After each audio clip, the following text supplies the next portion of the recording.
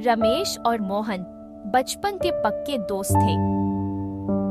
समय के साथ दोनों बड़े हो चुके थे और दोनों की शादी हो चुकी थी। रमेश की पत्नी का नाम ललिता है और उनकी एक प्यारी बेटी है। रमेश की पत्नी काफी समझदार और सहनशील है। दूसरी ओर मोहन की पत्नी का नाम विनीता है। मोहन के 2 प्यारे बच्चे हैं। रमेश और मोहन एक व्यापारी के पास मजदूरी करते थे। मजदूरी से जितने पैसे मिलते उसे अपनी पत्नियों को दे देते थे, लेकिन कुछ समय से रमेश को कोई काम नहीं मिल रहा था। आखिर ऐसा कब तक चलेगा? हमें खर्चे चलाने के लिए पैसों की जरूरत है। मेरे पास जो कंगन थे उसे गिरवी रखकर इस महीने का राशन जैसे तैसे लाई हूँ। अब ऐसा और नहीं चलेगा। तुम कब तक घर बैठे रहोगे? मैं तो कोशिश कर ही रहा हूँ, लेकिन मुझे कोई काम नहीं मिल रहा है। तुमको क्या पता बाहर कितना मुश्किल है। मैं समझती हूँ, लेकिन तुम और भी कोशिश कर सकते हो। हमारे बच्चों की पढ़ाई और घर का खर्चा कैसे चलेगा? मोहन को देखिए, रोज काम पर जाता है और तुम्हें देखो, रोज यूं ही खाली हाथ आ जाते हो। तुम मोहन से बात करके देखो, क्या पता वो कहीं काम लगवा दे। तुम ठीक कहती हो भाग्यवान। मुझे मोहन से इस बारे में बात करके देखना चाहिए। तुम फिक्र मत करो, मैं सब ठीक कर दूंगा। अगले सुबह रमेश मोहन के घर जाता है। घर पे कोई है क्या? ओ मोहन भाई, बाहर आओ। जी रमेश भाई, आपका कैसे आना हुआ? भाभी जी, जरा मोहन को बुला दीजिए। वे अभी घर पे नहीं हैं, शायद जमींदार जी के खेतों में होंगे। अगर जरूरी काम है तो खेतों पर जाकर मिल लीजिए। रमेश खेतों की ओर निकल पड़ता है।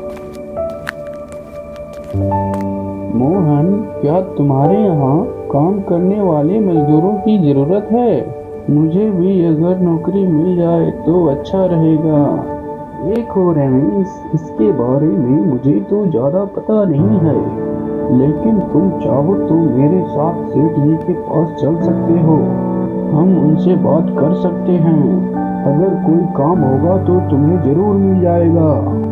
ठीक है मोहन, हम कल सेठ जी के पास चलेंगे। अगले दिन सुबह रमेश मोहन के घर जाता है। रमेश, तुम आ गए। चलो सेठ जी के पास चलते हैं। दोनों दोस्त जंगल के रास्ते काम की तलाश में निकल पड़ते हैं। रास्ता काफी लंबा था। उनको चलते चलते काफी समय बीत गया था। तभी अचानक बारिश आ जाती है। काफी तेज बारिश होने की वजह से रमेश और मोहन एक पेड़ के पास रुक जाते हैं। मोहन भाई, बारिश तो काफी ज्यादा बढ़ गई है। अगर इतनी ज्यादा बारिश में जाएंगे तो बीमार पड़ जाएंगे। हमें कुछ देर यहीं रुकना होगा। तभी रमेश की नजर एक झोपड़ी पर जाती है और मोहन से कहता है, भाई वह देखो झोपड़ी, चलो वहाँ से मदद मांगते हैं। क्या पता झोपड़ी में कुछ देर रहने के लिए मिल जाए, जब तक यह बारिश कम नहीं हो जाती। दोनों दोस्त उस झोपड़ी के पास जाते हैं। कोई है क्या? हमें थोड़ी देर के लिए मदद चाहिए। हाँ बेटा, अंदर आ जाओ। जब दोनों दोस्त अंदर जाते हैं तो उन्होंने देखा अंदर एक बूढ़ी काकी है। काकी, हमें थोड़ी मदद की तलाश थी। हम लोग बाजार के लिए निकले थे और अचानक बारिश शुरू हो गई और हम इस जंगल में फंस गए हैं। हाँ बेटा, तुम जितना देर चाहे उतना देर रुक सकते हो। काकी, आप इतने घने जंगलों में अकेले रहती हो, क्या आपका परिवार नहीं है? नहीं बेटा, मेरा भी परिवार था, लेकिन बाढ़ के कारण मेरा बेटा और बहू पानी में डूब गए। तब से मैं अकेली जंगल में रहती हूँ। आपके साथ तो बहुत बुरा हुआ काकी, लेकिन आप चाहे तो मेरे साथ रह सकती हैं। मेरा भी एक परिवार है। नहीं बेटा, तुमने पूछा इतना ही बहुत है, लेकिन मैं तुम्हारे साथ नहीं जा सकती। नहीं काकी, आप मेरे साथ चलिए। आप अकेले इतने घने जंगल में क्या करोगी? तुम कितने अच्छे हो, लेकिन मैं तुम्हारे साथ नहीं चल सकती, लेकिन मैं तुम्हें कुछ दे सकती हूँ। फिर दादी ने एक बक्सा दिया जिसमें सोने के सिक्के थे। ये लो बेटा, मेरी जीवन भर की कमाई इस संदूक में है।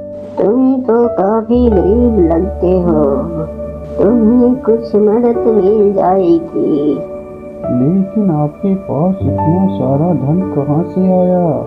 मैंने इतना सारा धन अपने बेटे के लिए रखा था, अब वही नहीं रहा, तो ये सब मेरे किस काम का। फिर दोनों वापस घर की ओर जाने लगते हैं तो मोहन सोचने लगता है, अगर ये सोना मुझे मिल जाए तो मैं पूरे गांव का धनी व्यक्ति बन जाऊंगा। मुझे कैसे ना कैसे यह सारा धन मुझे लेना होगा। क्या सोचने लगे भाई? चलो जल्दी चलते हैं, शाम होने से पहले हमें जल्दी निकलना होगा। फिर दोनों घर की ओर जाने लगते हैं। तभी रास्ते में एक बड़ा नदी आता है। फिर मोहन रमेश को धक्का दे दिया और रमेश डूबने लगा। अरे भगवान, तुम्हें कभी माफ नहीं करेगा। तुमने अपने दोस्त के साथ गद्दारी किया। अरे चल हट, कैसी दोस्ती। फिर रमेश पानी में डूब गया और मोहन घर जाने लगा तो देखा कि रमेश की पत्नी घर के बाहर खड़ी है। क्या हुआ मोहन भाई? मेरे पति तो आपके साथ ही गए थे और अभी तक नहीं लौटे हैं। क्या पता, वो भी तो मेरे साथ ही आ रहा था। पता नहीं वो कहाँ रह गया। लगता है रास्ते में उसे कोई काम मिल गया होगा। हो सकता है सुबह तक आ जाएगा। फिर मोहन अपने घर चला जाता है और संदूक को छुपा देता है। फिर अगली सुबह जब घर के बाहर जाता है तो देखता है कि रमेश उसके सामने खड़ा है। तुम कैसे बच सकते हो? क्यों मुझे जीवित देखकर खुशी नहीं हो रही है? गद्दार आदमी। तभी वहाँ बूढ़ी काकी आ जाती है। दोस्त मोहन, तुमने अपने बचपन के दोस्त को धोखा दिया। दिया तो दिया, उसे पानी में डुबाकर मार देने का इरादा था तुम्हारा। जाओ, अब से तुम ऐसे ही गरीब रहोगे और यह सारा धन